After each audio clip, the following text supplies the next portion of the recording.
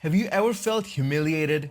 Maybe you had a bad day at work, maybe someone talked down to you, made you feel small, powerless, like you didn't matter. Now imagine that feeling, but stretched over 100 years. That's what China calls the century of humiliation, a period between 1839 to 1949.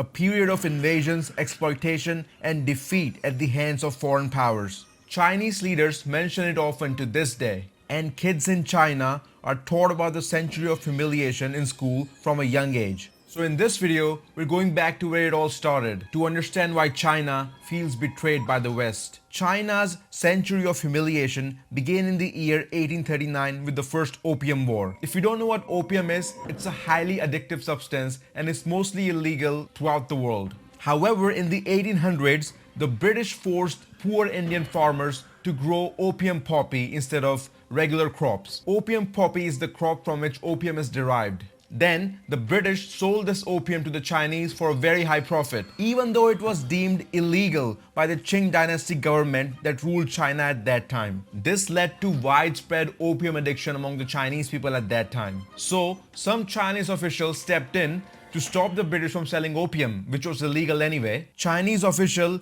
Lin Zexu destroyed opium stocks in Canton, modern-day Guangzhou, in 1839. This incident became the primary catalyst for the first Opium War between the Chinese authorities and the British. After the destruction of their opium stock, Britain, seeking free trade and compensation, retaliated militarily. Long story short, Britain used advanced military technology to defeat Chinese forces. As a result, the Treaty of Nanking was signed in 1842 to end the war. Under this treaty, China was forced to make the following concessions. China had to cede Hong Kong to Britain permanently. They also had to open 5 key ports to British trade: Canton, which was already in use, Shanghai, Ningbo, Fuzhou, and Xiamen. And China also had to pay reparations of 21 million silver taels, which was the currency unit at that time. By the way, if you're enjoying this video so far, like and subscribe. It's free for you, but it helps me a lot in the long run. So if you could do that, that'd be great. Okay, now let's talk about the Second Opium War.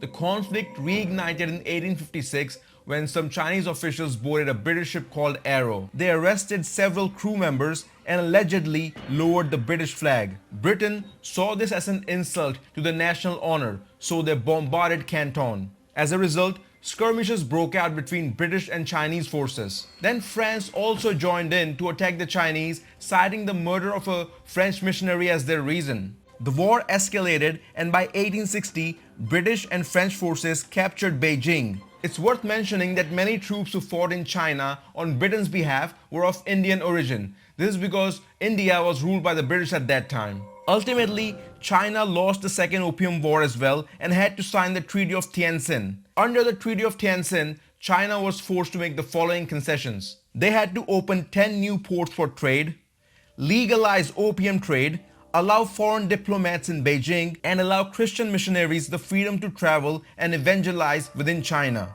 Furthermore, under this treaty, the Chinese authorities had to pay 4 million taels of silver to Britain and 2 million to France. Once again, China was defeated by foreign powers and felt deeply humiliated. Now, let's move on to the Boxer Rebellion.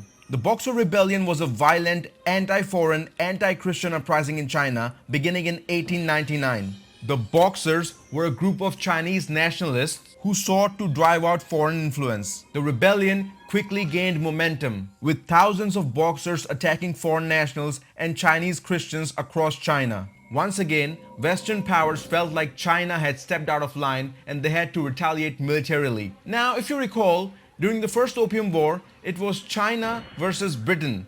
During the Second Opium War, it was China versus Britain and France. But during the Boxer Rebellion, it was China versus Britain, Japan, Russia, France, Germany, the US, Italy, and Austria-Hungary. An 8-nation, predominantly Western alliance was formed to protect their interests and citizens. After intense fighting, the Boxers were defeated. So once again, after the First Opium War and the Second Opium War, this Boxer Rebellion also failed and the West dominated China again. As a result, the Boxer Protocol of 1901 forced China to pay 450 million taels of silver as reparations, allow foreign troops to be stationed in Beijing, and execute government officials who had supported the rebellion.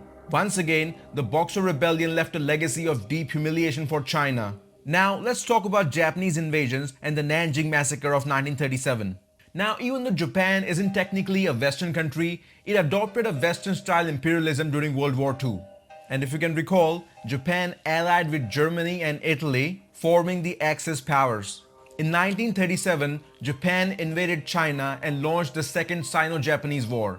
After capturing the Chinese city of Nanjing in December, Japanese troops committed the Nanjing Massacre, one of the worst atrocities of the 20th century. The Nanjing Massacre was so terrible, I cannot even say what the Japanese did to the Chinese in this video. You know, it's so terrible that I cannot even say it with a straight face. So just Google Nanjing Massacre and beware, those images are going to be confronting. Tens of thousands of civilians were killed and had to face other brutalities over the course of 6 weeks. The Nanjing Massacre left a lasting scar on China and remains a powerful symbol of foreign oppression to this day. So, how the century of humiliation ended? China's century of humiliation, spanning from the First Opium War in 1839 to the end of World War II 1945, was marked by foreign invasions, unequal treaties, and repeated national defeats. This dark chapter finally ended in 1949 when the People's Republic of China was established under Mao Zedong.